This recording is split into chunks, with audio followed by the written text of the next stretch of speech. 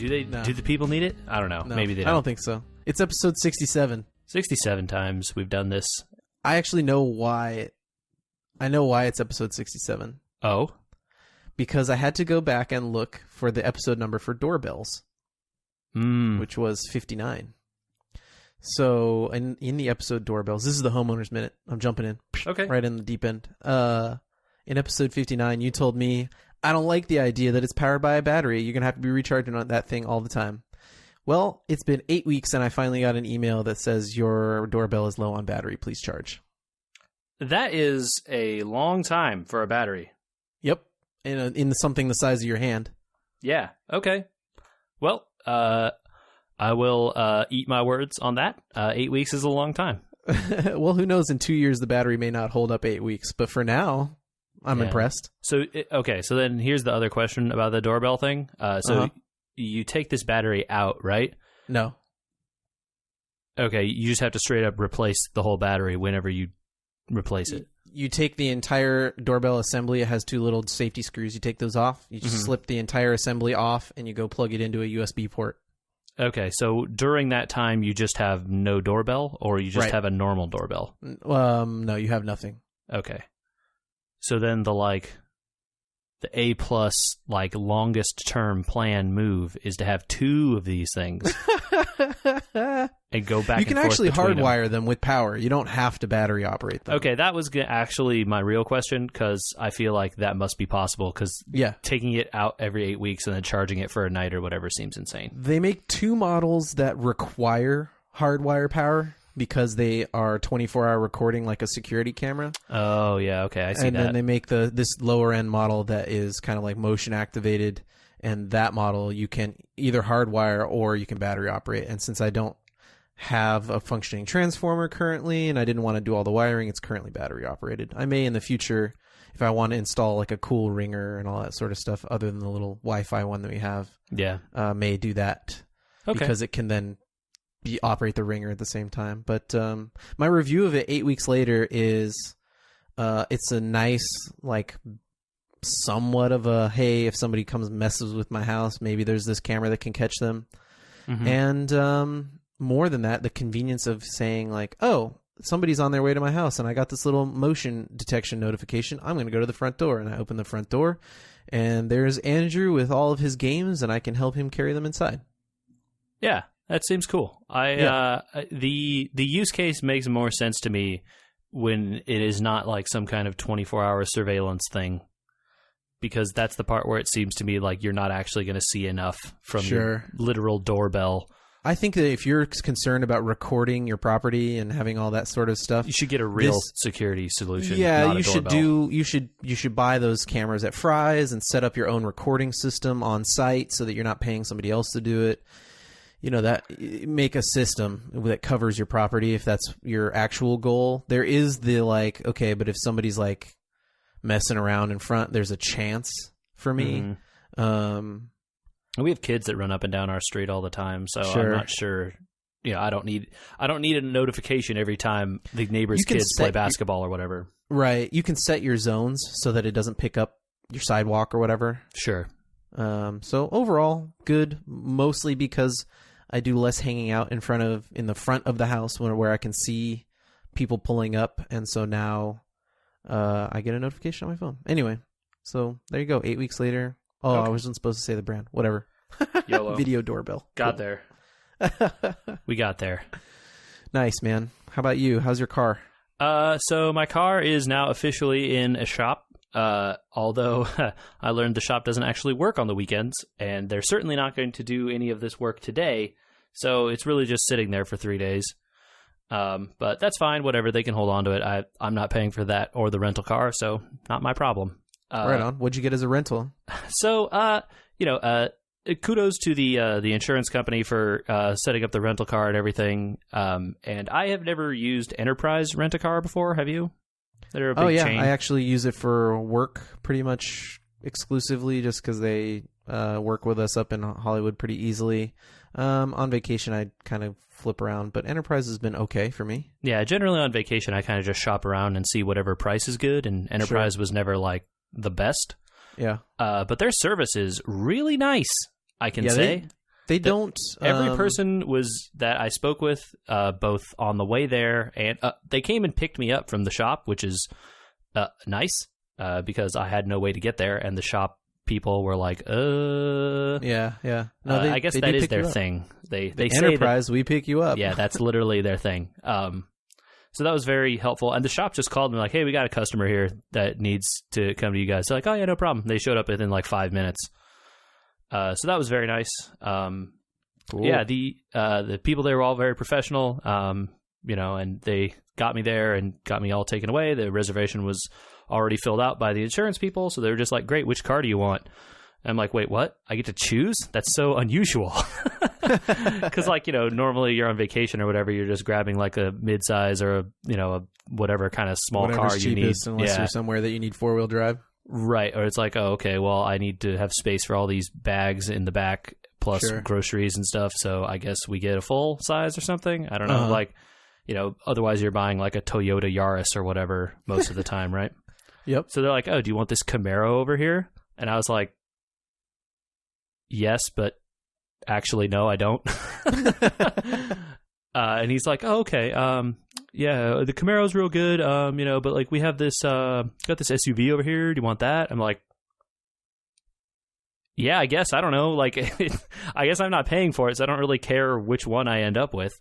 Yeah. Well, sometimes the insurance companies give you a daily limit. I don't know if that's part of your insurance or not. Like when I got a insurance like replacement for my car, it was like a $65 daily limit or whatever, and they had their rate, so they told you like these cars are free or you can upgrade.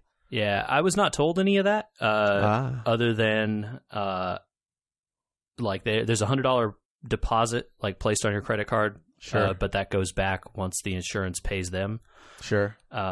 They were just like, here, whatever. I mean, they weren't like taking me over to the exotic car collection, which they also had there, and like, pointing me at the Corvette and the Lambos and stuff. They literally did have like a Ferrari and a Lamborghini and a Corvette. Okay, so you're really teasing this out. What did you end up with? I'm now driving a Buick SUV. Oh, like an Enclave? Maybe, I don't know. It's like a small SUV. I didn't actually look at the name of the vehicle. But it's got like leather seats and like one of those annoying infotainment packages. The car, and like, when you change lanes or whatever, it has like the little lights in your rearview mirror that tells you there's someone in your blind spot. Oh yeah, we have those on our car. Yeah, it seems very nice, but like it's so weird to me to be driving a car that's like, let's say 2.5 times bigger than the car I was driving before. That's a good point. You have a tiny car. My car is small, and I like it. I feel the road. Sure. You also get kind of a perspective shift being 3 feet higher in the air. Yeah, I'm like 3 to 4 feet higher in the air. I don't know if the car is much wider than my car was. It's probably a little bit wider, but I don't, it's certainly a lot taller, and like, more unwieldy in terms of like, I don't know how big it is. So like you're negotiating parking or whatever, it can be weird. You just have to be slow with all that stuff. But yeah, it seems nice so far. I don't know. I just ran some errands and stuff in it this morning. You should go pick up the rest of those rocks that you need. Yeah, actually, I should. Actually, not many more of those rocks are needed now. We're down to like only needing a few bags, but I actually might just go do that. But I had to go to Costco as one of those errands, so that worked out. Oh yeah, man. Costco and Home Depot are made for hatchbacks. Mm-hmm.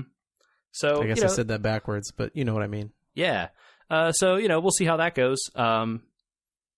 The auto shop place seemed to say that some of the times the insurance companies don't like paying for your rental car when they're not working on the car, but no one said anything to me, so. Huh. Well, there goes the insurance minute. Yeah, so anyway, we'll see. They said it would the guy at the shop told me probably Friday, and then the insurance adjuster seemed to think it would only take till Wednesday. But I'm going to trust the guy at the shop who actually knows what's up and not the random insurance lady. All right. I want to start with little news today rather than big news because the biggest news of the week is going to end up taking up the whole episode. Probably. Did you hear when they announced the Switch, one of the games that got announced at the same time that then we found out was going to be other games was Sonic Mania? I have heard that that's a game. Okay. Do you want to play another 2D classic Sonic game? Are you interested in that at all? I don't know. I'm interested in playing games that are good. I am not a particular fan of Sonic the Hedgehog. I'm not especially a fan of that versus anything else. I want to know why this would happen. First of all, I think a 2D Sonic game and the Switch are kind of made for each other. Taking a game like that on the road with you is probably better than just sitting on your couch. Sure. Yeah. Okay. Sonic Mania is coming out for PS4, Xbox One, and Switch, and PC. Okay. PC version delayed. Well, as it goes. Why would PC version be delayed? Wouldn't that be the easiest version? No, because they're developing it for all the other versions first, and then they're porting it to the PC. So the PC version gets delayed because the people doing the port work have to get the final code from the people doing the other work so that they can change it to make it work on a PC.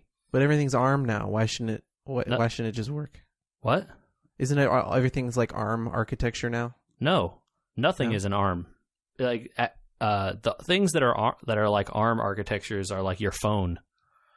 Huh. But the PC, the chip inside of a PS4, the Xbox One, and your PC are all Intel X64 probably instruction set. The PC is the one that should be the easiest port to do from the PS4 and the Xbox because the architecture is similarly enough. I'm almost certain. I don't know what's in the Nintendo Switch has an Switch. ARM processor in it. It might. But that would actually be more work porting from ARM to Intel than it would from the PS4 and the Xbox. The changes from those from an ARM would be a bigger series of changes than in theory it would be going from a console to a PC. Although, of course, that's not, I'm sure there are lots of changes you have to do to go from a console to a PC because the, different layouts of memory and all sorts of stuff, Mm-hmm. Windows is different from the thing that you're using on the PS4. Although I hear that Xbox One does run some kind of Windows 10 type thing. Yeah. So if you have which also runs on ARM. Yes, but that's Windows doing the porting, not you, right? Got it. Okay. Is the list of functions that you can call in Windows the same that you can call on the Xbox and on a phone and on the PC? Probably not, right? Probably not. So people in PCs have these NVIDIA or ATI graphics cards, and so what do you do? So what do you do with those? And how is that different than the pools of memory on the consoles? And how is any of that different than however the heck the Switch is laid out? I have no idea. Gotcha. I bet the Switch is more like porting it to the iPad, like a high-spec iPad. Sure, like a high-tech ARM processor. I don't know. Right. What chips do iPads use these days? Again, I don't know. Yeah. I think Apple makes ARM chips still. I know that Sony and Microsoft switched to x86 chips. Right. Because that was a big deal. Or more properly, probably x64 chips. But I'm pretty sure they're x86 chips. x86 is the 32-bit version of x64. So the 64-bit memory space version is called x64. It's the same stuff, though. You're right. It's x86, but for 64-bit instead of 32. Okay. Although I actually don't know if the consoles use that. They might just use x86. I would assume they wouldn't because the memory pools are too big. 64-bit, right? Well, you care because there's only so many numbers you can fit in a 32-bit number, right? So there's a limit on the size of things just by the nature of how big the numbers can get, right? Right. If you move to a 64-bit number, that limit goes away. But the 64-bit numbers are essentially for extra processing power? No, they're just for more space. Oh. So if you have a 2 terabyte hard drive, you can't address all the memory locations in 2 terabytes in 32 bits. You have to use 64 bits. Yeah, but they're not throwing tons of storage in these things, so I wouldn't be surprised if they're still worrying about 32. I believe one of the models of the Xbox comes with a 1 terabyte hard drive, and you can swap any hard drive into a PS4 that you want. So I'm pretty sure they would use 64-bit addressing just because it makes sense to have. Like, I'm sure the difference is pretty low at this point. So then it's almost guaranteed then that Nintendo would use some sort of mobile processor, right? So that they could make sure that things were as difficult as possible. Yeah, that sure seems like something Nintendo would do. They wouldn't try to make anything easy, that's for sure. Well, though, then they're maybe aligning themselves on the Apple side of things. They're saying this is mobile hardware. If you develop for an iPad, you can throw this on a Switch with almost no problem. Sure, but then they don't. If that was what they were doing, they should be trying to pursue the Apple style of marketplace where they just let anyone on and you can have your phone app or whatever, port this over to the Switch really easy, all that kind of stuff. But they're not doing that either. Yeah, maybe they will. Who knows what Nintendo is doing, because everything that they're doing to an outside observer just seems like shooting themselves in the foot constantly, as far as I can tell. Did you want this thing? Well, too bad. We're not making enough of them to let you have it. Sorry. See, this is why I bring these things up. I'm always curious to see what you have to say, because I know computers, but I don't know computers. You know computers. I would be... it doesn't surprise me that the PC version is delayed, right? Okay. Also, because I feel like sometimes some of these companies do this in order to get people who really care to double dip. Oh, because interesting. People will do that. My brain just went to I would always think Nintendo's going to be the last one out. Okay, here's the big consoles and the PC because they're somewhat the same architecture, and the Nintendo's late. If it or gets canceled. I think there's enough of those Switches out there, and people seem to like it enough that there's probably a market for those things as long as you market it appropriately. And I think a Sonic game would do all right. Mm-hmm. Not that I'm a business person, but I probably seems like something people that would play a Nintendo would want. Yeah, probably. Sure. But it's not like the typical person is likely to own one console, right? So either they have the PS4, the Xbox, or the Switch. Okay, well, if they only have one of those, but they also, some portion of them will probably also have a PC. And if they do some amount of gaming on that PC, but really love Sonic, they're going to want to get that Sonic immediately, right? So they can play it. Mm-hmm. But then what if it's on the Steam sale in 6 months for 50% off? Well, they did could announce love that Sonic again. They did announce that if you pre-order on Steam, because it's delayed, they'll give you the first Sonic for free. Like Sonic the Hedgehog Sonic? I think so. It said Sonic 1. Okay. Yeah, I don't know. But again, I want to play Sonic 1 when I take my Switch to Hollywood with me and I'm sitting around doing nothing, right? I don't want to sit on my couch playing it more often than not. Yeah, the question that I have about a lot of those old games which are coming to Steam, and I know Sega has been doing quite a few of them. I think you can actually get a lot of those Sonic games, those older Sonic games, and older Genesis games in general on Steam now. Is what's the quality of that emulation? Is it real good? Is it actually, because it certainly should be, right? It should be pretty easy to emulate a Genesis at this point. They did a lot of emulating of old games for the iPhone. And I heard all of those ports were awful. They were bad, and they're basically now abandonware. You know, 2 years later, they're abandonware. So at least on the PC, you're not going to end up with that. But an official Steam release or whatever has to be updated by the publisher, right? So if there's improvements in emulation technology or whatever, are they going to fold that back into the Steam release? I guess technically, yes, if you want it to be downloadable, but there are tons of games like you were talking about with Nier Automata that you can download from a website, a patch to put into the game to fix it up. Sure, people mods have done and that stuff. with some of the old LucasArts games that are on Steam that barely function.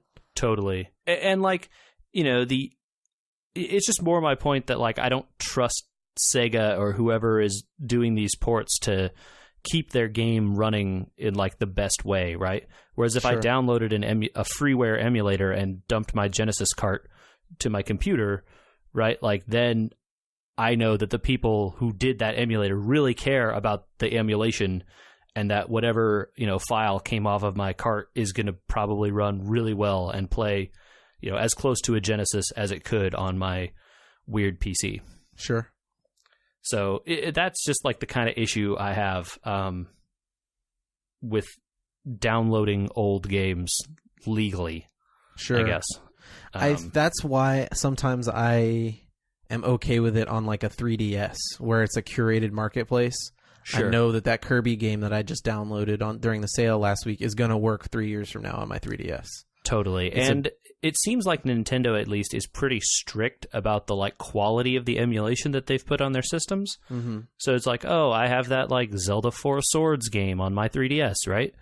And like I can go back and play that, and it works pretty good as far as I can tell, and it's going to continue to work pretty good if I turn it on in 5 years, right? Sure, because your 3DS is such a curated thing. Yeah, I'm sure the battery will be dead and I'll have to charge it or whatever, but like, it will at least run while it's plugged in. Yeah. All right. Well, can we wrap it up with a tiny bit of Nintendo? Yeah. So there's a Kickstarter out there right now that I saw today that I kind of want to get in on. I haven't done Kickstarter in years, but somebody decided that they hate their N64 controller, so they're going to make a new one. They're creating an N64 controller? They are making a N64 controller and updating it so it's not the 3-prong thing. They're turning it into a quote-unquote modern controller. Okay. I definitely don't have this problem. No, I know. But like no one has this problem unless you still have an N64 like I do. Right. But here it is. I'm going to send you the picture. Okay.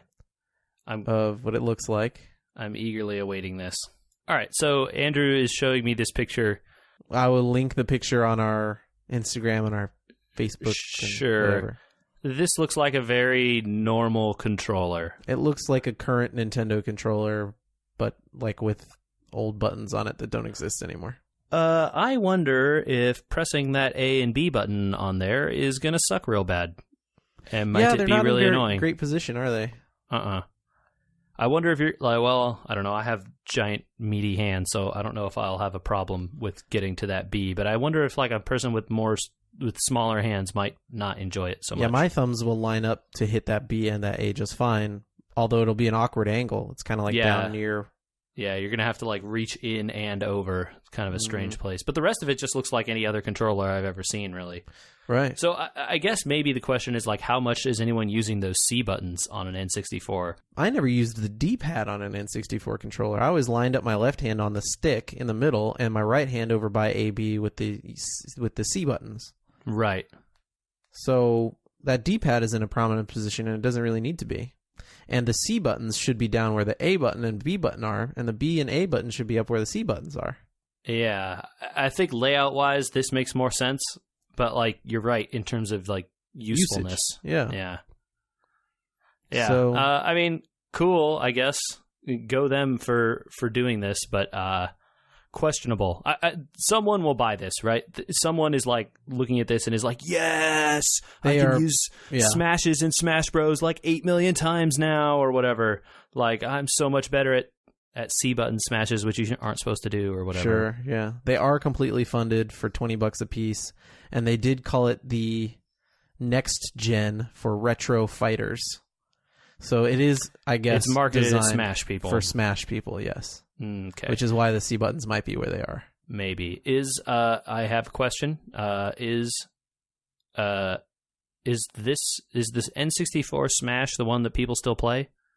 I thought it was the GameCube one. Thought you would have the answer to that. I don't know. Well, anyway, cool, I guess. I don't know. Good for people that want that. Like, absolutely, right? If there's a market for this and someone wants these things, they should get them. Make them serve that market. Sell things to people that want it. There is like a whole market for like retro-looking controllers that have all the buttons of a modern controller but look like a Super Nintendo controller or whatever. Oh, huge market for that. Yeah. Or an NES controller, but has dual joysticks and all 4 buttons and whatever. Mm-hmm. There's several different manufacturers that make those, so I mean, why not this one? There must be someone who wants to play these games. Huge, yeah. I mean, I still have a Nintendo 64 controller. Sure, and I'm sure a lot of people do, but, you know, like, if you want to play Nintendo 64 games on your PC, which I'm sure there are a lot of people that do, mm-hmm. And have, you know, dumped those carts or whatever, definitely, right? Mm-hmm.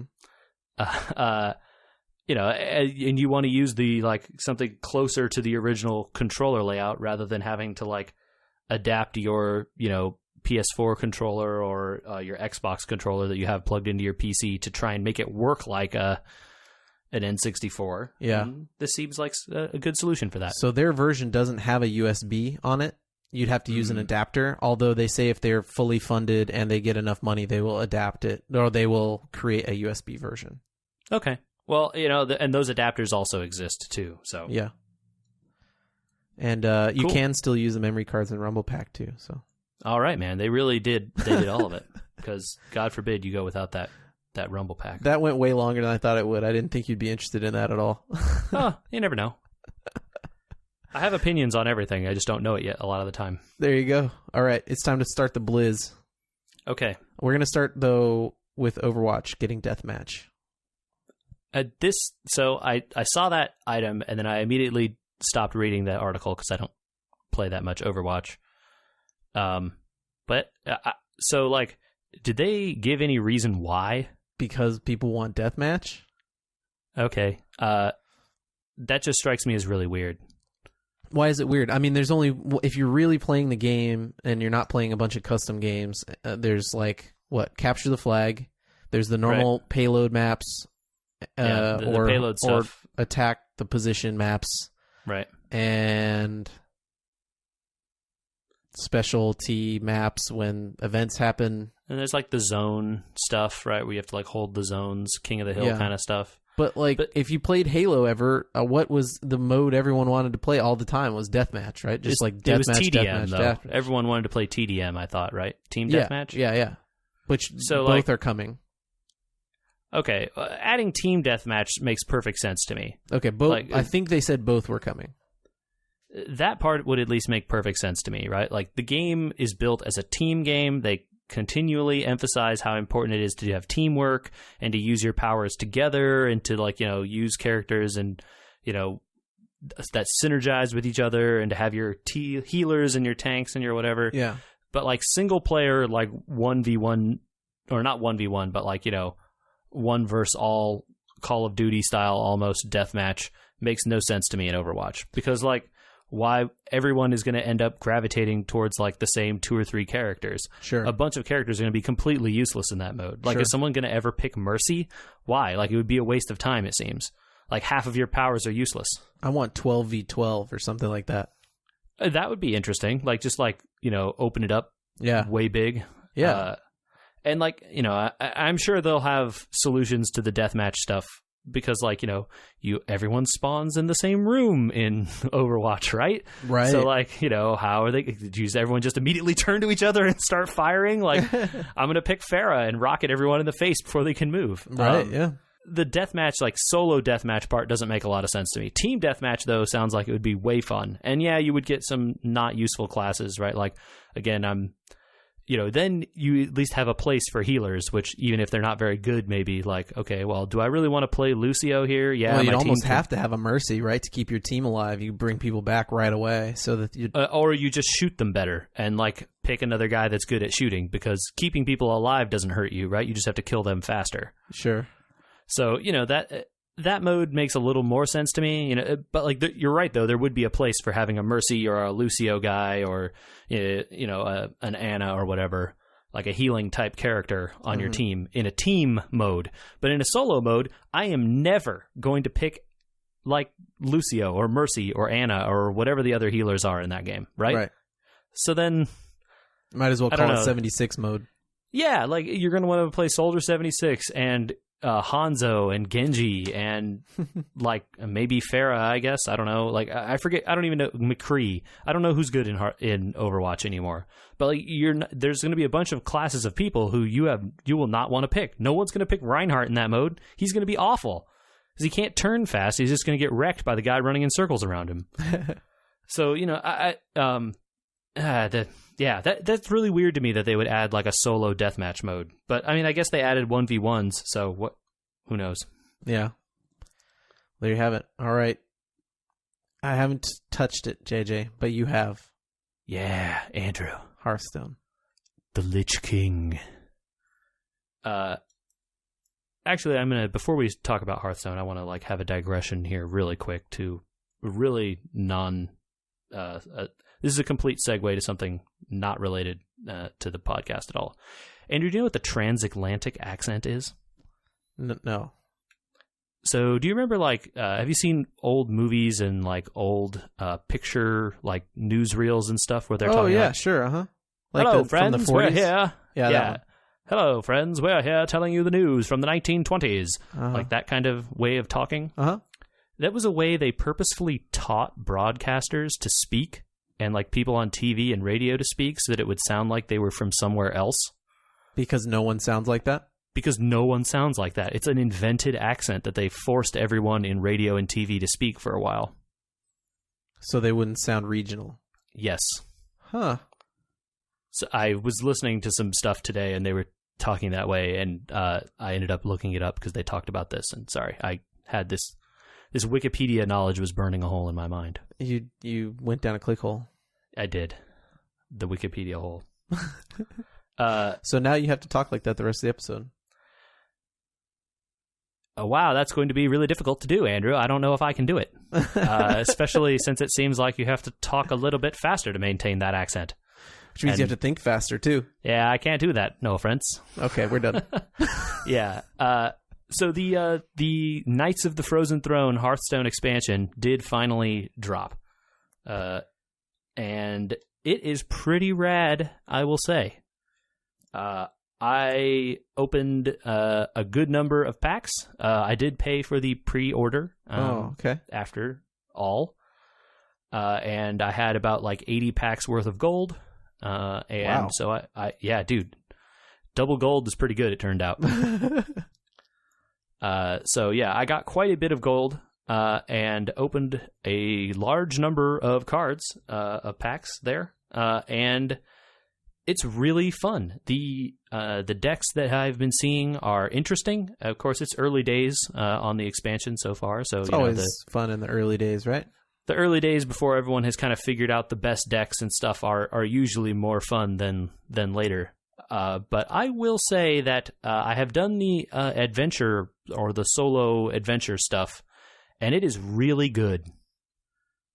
And that is the stuff that I think you and I have always really enjoyed from the previous Hearthstone expansions. Absolutely. That's why I was the saddest that they chose to lose adventures in favor of this other system. Although it sounds like maybe they didn't lose adventures, maybe they amalgamated it together.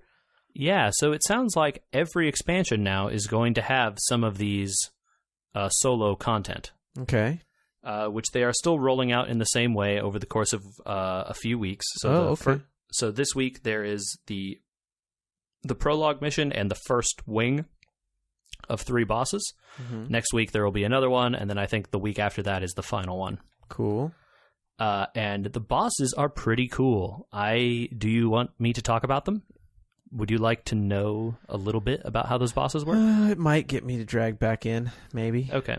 So I think I will say they warn you up front that, hey, some of these are not that easy, and you might have to make, you can't just take your deck in here and win. Oh, you know what? That's always been the case, though. You can't just... It isn't, though. You definitely could be all of the normal mode of Karazhan and, most of the normal mode of League of Explorers with just a standard ladder deck. Okay. I absolutely beat every normal mode version of Karazhan with the same deck that I had already had before the Karazhan expansion came out. Gotcha. So, and then in some cases they give you a deck or whatever and you just, you go. But so these were pretty tough. I tried them with a ladder deck that I had made or whatever. And in one case, the deck was just unable to do anything whatsoever due to the way the fight works. And in the other cases, it survived okay, but was not able to accomplish the thing that I needed to do, right? So, there was a submission or something? No, but like the encounters have tricks, right? Or like not a trick, but like a goal or an objective, right? Sure. And the deck I had did not have a way to do that objective. So the first one is I don't remember the names. I'm sure they're the names of people that exist in Icecrown Citadel if people are familiar with the World of Warcraft. It's a giant bone guy, and he's like Marrowgar or something like that. His hero power is every turn it heals him to full health. Say what? It's a 0-cost hero power, and every turn it restores him to full health. That sounds like an awful time. So you have to kill him all at once. There are a lot of different ways you could accomplish it. He has like some minions that if you steal them to your side at the start of his turn, it'll like do 15 damage to him, and he only has like I think he still has 30 health. So okay. If you steal 2 of those guys right now, all of a sudden you kill him immediately on his turn. Got it. So you have to like mind control his stuff. Yeah, so that is one way to do it. You could just do the ye old Divine Spirit Inner Fire Priest. Works pretty good. But, he then also still has minions and has spells and stuff that you have to deal with. Got it. So his thing is you got to hit him for, like, basically one time for a bunch of damage, right? Uh-huh. Or, somehow have a giant board that you can hit him with. The second battle is Sorrowfang, I think. I forget his actual name. His hero power is he can only take damage from weapons. Oh, no. So you need, like, a warrior deck. Yep. So you certainly can't play that with, let's say, a priest. Right, yeah. And you can see their hero power before you go into the thing, so it's going to tell you, like, hey, maybe you should... that's always been the case, but then sometimes you don't know what the deck does, so you're kind of like, okay, I get what this means, but I don't get what this means until you play the first game. Totally. So, like, I went into that, I'm like, okay, look, it says I need weapons, so I'm just going to throw a bunch of weapons in a warrior deck and, like, some taunts, I guess, and like, see what happens. Yeah, I got hosed. It did not go good. I lost. And so then, you tune it around a little bit, and it's like, okay, well, his deck just has minions and stuff, too. He doesn't have as high a health. He only had 20. But again, you can only damage him with weapon strikes, right? You can't, like, your minions just straight up say, hey, they can't attack him. Okay. Like, you try to drag him to the face, it's just like, nope. So you're just, like, playing taunts and... But you still have to keep getting rid of his minions, because his minions sure as heck can hit your face, right? Like, They don't care. So, you just kind of like you're playing a little defense and trying to get your weapons out so that you can, strike the face with them. But then like, okay, well, I don't want to run Gorehowl in this weapon deck, right? Even though Gorehowl does a lot of damage. You can only hit him once. Only hit him once, right? It's almost better to run Fiery War Axe, even though it takes longer, right? Well, then I need more taunts, and like it gave me some interesting problems to solve with that one. It was a really cool encounter, I thought. Cool. And he again has some interesting minions, and that was pretty fun. The third one is Lady Death Whisper, who I know nothing about from World of Warcraft, but apparently she has a hero power that's auto-cast, again, 0 mana, that she always casts at the start of her turn, which damages all your minions until they have 1 health left. No. Yep. And she has 30 health and 90 armor. Well, that sounds like fun. However, on the board on your side, you have a 35 like a 30 damage and 5 health dragon, who is always constantly at 1 health because of that hero power. Who the dragon has the text cannot attack or be attacked while damaged. Okay. So I tried that deck with my priest deck because it had some healing, but not nearly enough healing, it turned out, because he can't attack while he's damaged, and he has 5 health. So you have to restore 4 before you can attack with the dragon. And then, by the way, it's not like this person also sits around. They also have minions. Sure. So if they play a taunt, and the taunt has, let's say, 5 attack, and you attack the dragon into it, the dragon is dead. It's not like you get the dragon back. It's just dead now. Right. So, you got to play a little more strategically than that. Be able to keep the dragon alive, or make sure that it's alive at the end of your turn, so that when her hero power damages it, they will ignore it. Right. Right. So that was a really fun one, actually. The figuring out the balance of how many heal cards can I put in that'll just let me heal the dragon so it can just attack, with how much defensive stuff do I need to play?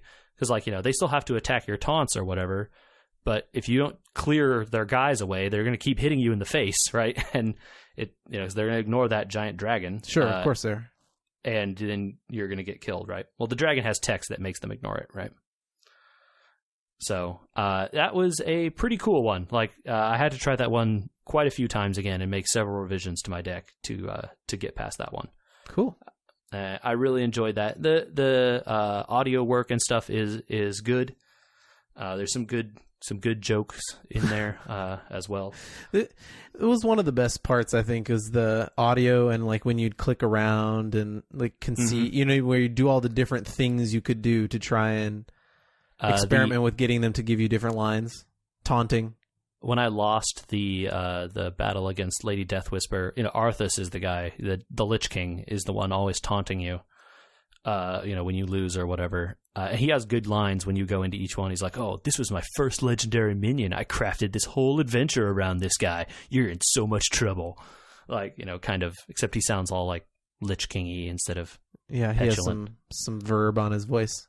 Yeah, and I lost to this Lady Death Whisper, and he's like, "Oh, too bad. Once more with healing."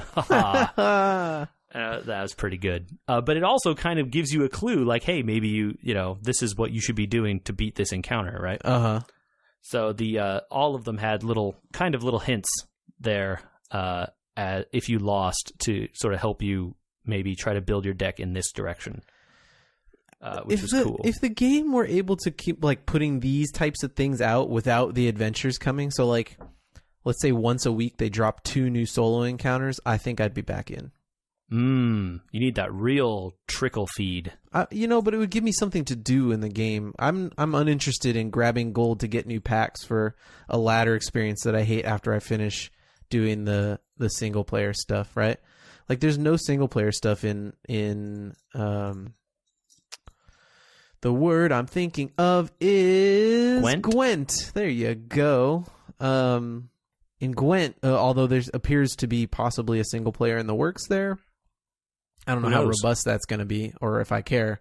But the ladder experience isn't so toxic that I, disenjoy it, or it's not so. And I don't know with the new cards whether the Hearthstone experience will be the same as it always has been.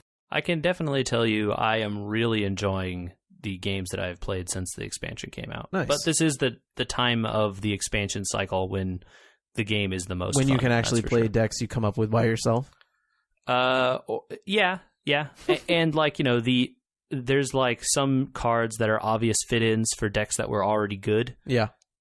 But then those decks maybe aren't that good anymore, even when you fit those cards in, because new cards are kind of better, negating some of their things. There's a card, so the Lich King, the card the Lich King, is pretty good. Let's say he's a 8 mana 8/8 taunt that works kind of like Ysera, where you get a random card at the end of the turn. Okay.